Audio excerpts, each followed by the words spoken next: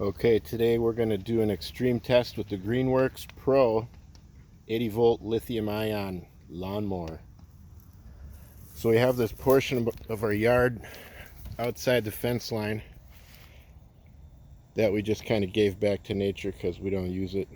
And I thought it would be a good spot to test this thing out and see how it works.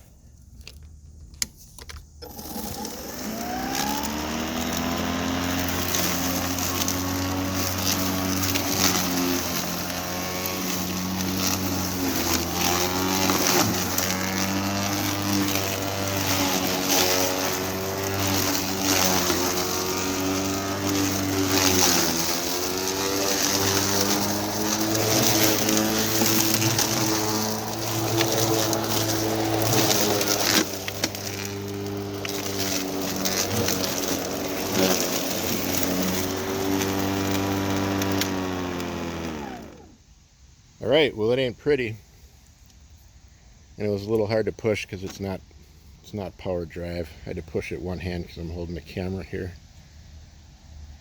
But I think it did good. I know my gas powered mower would have conked out.